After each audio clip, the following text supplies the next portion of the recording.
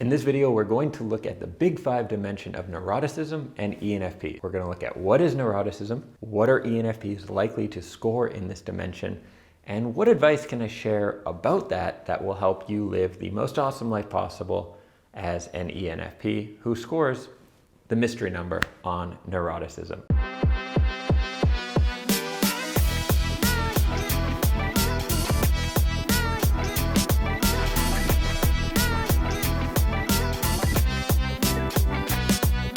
One cool thing about this video is it's going to also help you figure out what the difference between an ENFP A and an ENFP T is and which one of the two you most likely are. So in the big 5, neuroticism is looking at the areas of negative emotion, such as irritability, anger, pain, fear, or anxiety.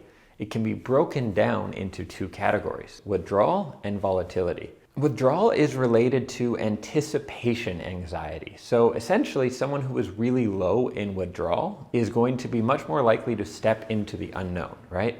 So if someone's like really neurotic and high in withdrawal, then they're going to be very nervous about anything unknown, about jumping into new situations. The other area is volatility. How much do your emotions change? Are you bouncing around all the time? Are you more stable? If you do get frustrated, do you maybe quit easily or take that frustration out on someone else? Volatility is related to essentially changes in your personality based on changes in your mood. So people who are low in volatility will tend to be the same most of the time you see them. People who are higher in volatility might swing in terms of their emotions. They might express frustration or anger. They might be very irritable one day and not irritable the next. I know Gabby, who's editing this video, is probably laughing right now. We will get into that in the video where I reveal my big 5 personality test results. So with a lot of these personality dimensions, there's a positive aspect to either side. However you score, there's an evolutionary reason for that being true. And this is actually true for neuroticism as well. If you think about it, neuroticism is tied to avoiding negative emotions and negative situations, right?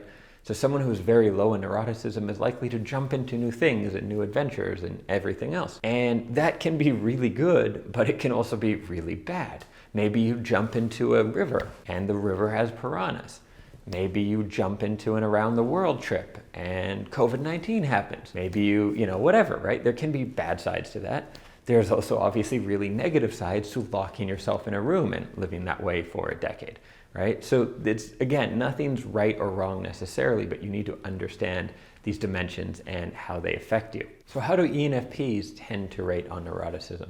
Well, neuroticism is actually the one scale of the 5 that I don't think correlates too much to our type. And that's actually why if you've taken one of the personality tests where you get called an ENFP A or an ENFP T, this is what it is looking at.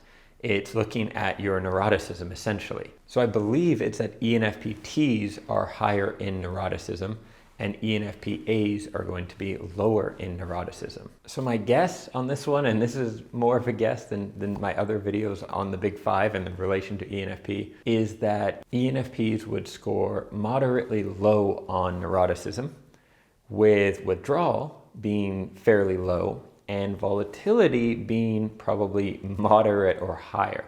Now, I think, again, this is probably the most variability, where the other 4 dimensions, I think you can pretty clearly figure out how types would fit in. Not perfectly, but it's somewhat predictable. With neuroticism, I think there's a lot of variability, and I don't quite know why that is. It may be because things like volatility, I don't know if that serves a great function evolutionarily. I score fairly high on volatility, and I don't think that's a big upside. I think that's just like a screwy brain. Like I banged my head when I was 9 and there was a bit of brain damage, or something like that. Because I do find the more I exercise and eat well and basically have my shit together, the less volatility I feel. And so I wonder if neuroticism is a measure that changes, not like week to week or something like that. Well, it does if you're high in volatility, but that it changes based on brain function.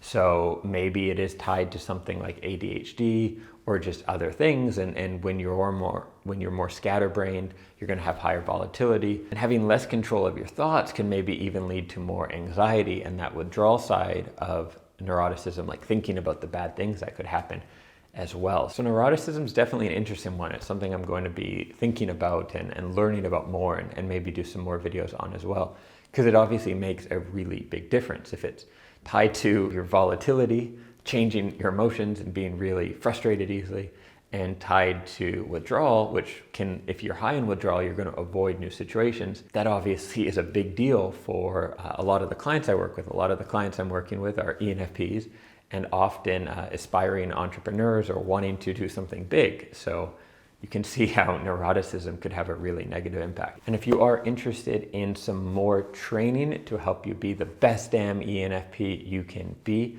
can head to my website, dreamsaroundtheworld.com/ENFP Big 5.